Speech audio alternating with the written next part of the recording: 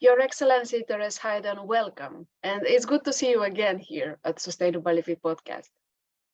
It's a pleasure to be back, Nicoletta. Thank you for inviting me again to this podcast. Our health, safety, well-being, and economic success depend on nature. Yet studies carried out by the international organization like Global Footprint Network show that humanity consumes more resources than the Earth is capable of generating. And this year, Earth Overshoot Day comes earlier than ever. We are talking about in the middle of the year, July 28th, the day when all the natural resources generated by the planet Earth have been exhausted. So why is it important to have this conversation about the responsible consumption of natural resources? I think it's clear from what you said already, isn't it, that the way we are consuming goods today is not in line with the resources that we actually have on the one hand, and the negative impact of those resources on the environment, on the negative impact on the climate change. So that's why we need to understand how our behavior is affecting the climate and the environment, which we depend on for our livelihood. It is in a way a matter of life or death, if you will, especially for the people who are the most, right now, still the most affected by the climate change. And it's safe to say, I think, that no one is escaping the effects of climate change today, because we see it and we feel it every day. I think this year was in Europe, the hottest year, a consecutive year for 7 years. And this leads to a lot of effects. You recently announced the initiative called Rewaste. Actually, it's an exhibition, and yeah. I would like to give us a clear perspective about this exhibition. But it's more than an exhibition. So, tell us more about the Rewaste. Right. Yes, thank you. I wish I would have some of the nice panels behind me, because this is what the exhibition is about. Is also some visuals. To show some examples of how we can take care of our consumption patterns and the waste that becomes out of our consumption. And I'm really pleased. This exhibition started here in the embassy, and then it has been touring in Bucharest, in several shopping malls, also in the IKEA store. And now it is on its way to a number of schools here in the Bucharest area. But I'm very pleased that we are not only staying here. This exhibition will also go on a small tour around the country, and it will go to, I think, first to Iași, then to Arad, and then to Timișoara. And of course, we will keep the exhibition, so anyone who will be interested in it after, I mean, it's still with us. The point of the exhibition, of course, is to create awareness of our consumption patterns and the waste that we create from our consumption patterns. And it's a way to explain what circular economy is about. I think circular economy is a word, is a buzzword that some people may be familiar with, some people may have heard it, but perhaps very few people understand what it is about. And perhaps to start to say that why we need to think about circular economy, and the name of this exhibition, which is Rewaste. It's this re word which is important, because it means, we use it again. Because why do we have to care about how much we consume? Why do we have to think about it? Why can't we just carry on? Well, first of all, our resources on Earth are limited. They will not, all of them will not be renewed. They will not be renewed. some of them are also harmful as we use them, as we have learned and are continue to learn the hard way with the fossil fuels. They are not renewable, they are ending, and when we use them, we are also polluting our planet because of the greenhouse gas emissions that come from using the fossil fuels. Also, of course, our consumption, if that's, all the packaging that comes from the things that we buy,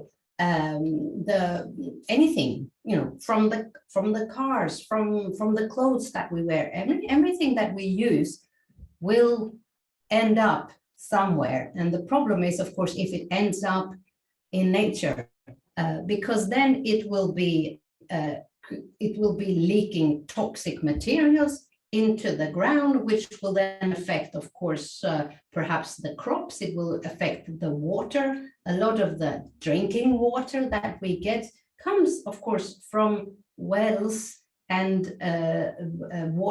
sweet water resources that are in the ground. If they get polluted, we can't use them anymore. And also, of course, I think everyone has understood today that things that we throw away they don't disappear. Plastic bottles, for instance, they will stay in the ground even if they are buried and we don't see them. They will stay there for up to 1,000 years. 1,000 years. Glass bottles, if we throw a glass bottle, it will stay there untouched for 1 million years. It will not go away. So if we keep throwing things away, if we keep litter, we are ruining the planet for ourselves.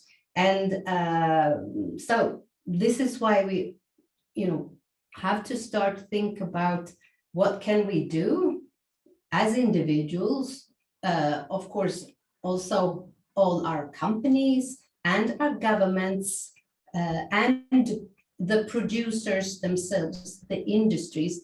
Everyone has to think about how can we change our behaviors, reduce the waste and reuse the things that we have. And this exhibition is perhaps more focused on the reusing of things. Mm-hmm.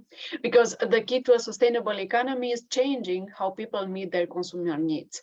And you mentioned the circular economy, this concept, and it's good to point that the Swedish government even made the circular economy part of its annual address in Parliament. I think it says a lot about the Swedish approach on the circular economy.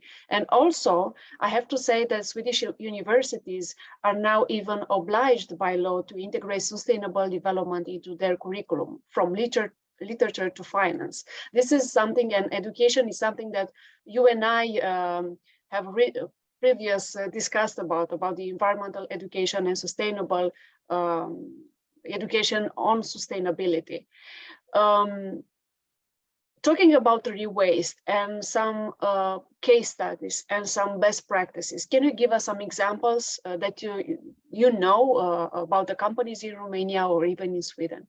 Mm-hmm. Yes, I'll be happy to do that. And still I will pick up on what you said about the education, because I think perhaps the best practices and the best teachers for all of us will be our children, be that in Sweden or here in Romania, because I think in all our countries, particularly us that are partners in the European Union, because we have the same strict legislation on the use of plastics, to some extent on how to collect waste, etc. I think our children are learning in school how to deal with this, that you cannot just throw things away, but that you have to put it in special bins, etc. And they are the ones that can actually come back home and tell us as parents or friends and family how to do it in the correct way. And I mean, in Sweden and in the schools, also at the university level, being a responsible citizen and a responsible consumer that is aware of the effects that we have on the environment, that is part of the curriculum. We don't have special courses on environmental behavior. No, it is integrated in the social sciences. It's integrated in the natural sciences also, where you can have lots of examples, of course, and you can make lots of, quite interesting experiments with, just burying different types of waste. Go back a few months later or a year later and see what is still there. It is always more impressive if you can sort of discover things yourself, especially with kids. But I think even for us adults, sometimes it can be quite fascinating to see things in real life. Some good examples. Well, this Rewaste exhibition, it's a lot about how to share, repair, upcycle. It's about behavior, how to create less waste, and it's also about how to have sustainable production. So out of what I can see here that is possible to do also here in Romania is, of course, to make use of some of the services that some of the Swedish companies have. For instance, a company like IKEA that I think a lot of people know about, they are incredibly concerned with, first of all, their production, that it should be sustainable, that they should have as small a footprint, as small greenhouse gas emissions as possible in their production. Now, the production takes place in a lot of different countries. Some of the production also takes place here in Romania, of course. But when it comes to, for instance, the packaging, I know IKEA wants to get rid of all the plastic packaging, so they are looking into different materials, but also to have less. Do you have to have 2 times plastic or 3 plastic and then paper? Maybe not. It's about being reinventing also how to package things, for instance. And then, of course, at the other end, when things have been used, at IKEA, for instance, you can bring back your furniture if you don't want them. They actually have like a second-hand store. It's called the Circular Hub at IKEA. Where you can leave your things and you will actually get some money for it, and then it will be resold at the IKEA store. And what you can also do in the IKEA stores is that you can bring all kinds of waste, be that batteries, electric bulbs, the long lights, packaging, plastic, pretty much any material you can bring there, even if you didn't buy it there, they will actually still take it. I think it's one of the few places where you can bring all of your material as an individual consumer. You can bring it all there and they will actually take care of it. So that's a great service, because I think the problem here sometimes is that it's difficult to recycle. And if something is difficult, you will not do it. It has to be easy. Where I'm sitting now, I can actually face on the other side of the street these recycle bins. They are in some places here in Bucharest, but probably not enough for everyone if everyone were to start recycle the things. So there has to be more opportunity, it has to be easier. So IKEA is one company that is doing a lot for themselves as to have a small impact, and also helping all of us to get rid of the things or to recycle the things. Also, I know, for instance, that the clothes chain H&M, they are taking clothes back. If you don't want to have their clothes anymore, you can leave it with them, because clothes, and I mean this fast fashion, there's a lot of clothes, textiles basically, being difficult to recycle. And I mean, one way to recycle, of course, is to sell it secondhand. but another way of is to make use of the material in other ways, to do other things from it, but then also to decompose it and make a new, how to say, raw material from it.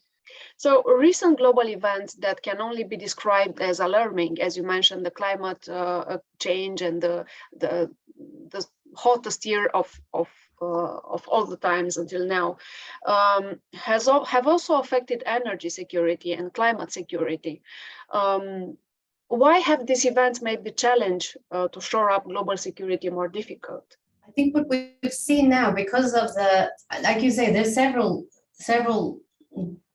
external factors that are affecting the neighborhood where we are, Romania, but also my country, Sweden, which is of course the war, the unjustified aggressive war on Ukraine, which has led to, in one sense, an increased focus on energy sources, and I think also the need for energy and electricity in all our countries.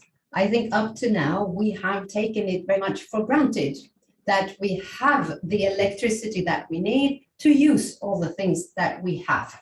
And then I'm not talking about, electric cars, because that's something fairly new, but just the fact to, turn on and off the light, to have the heat, to have the hot water, all of that depends on the access to electricity. And that electricity comes from energy, which comes from different sources, some which are fossil fuels and some which will be renewable.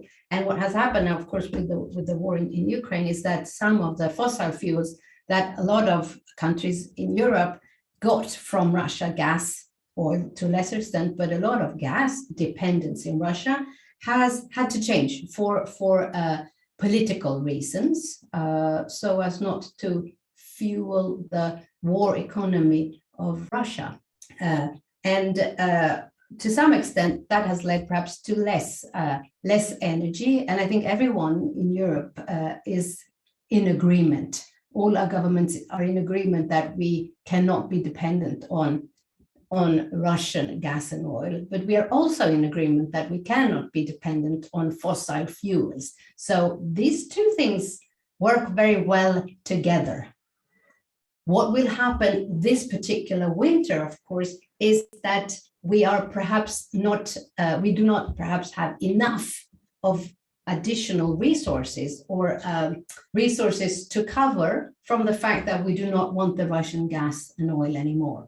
So that's why I think it's a lot of focus in all our countries, because the price of the energy has gone up.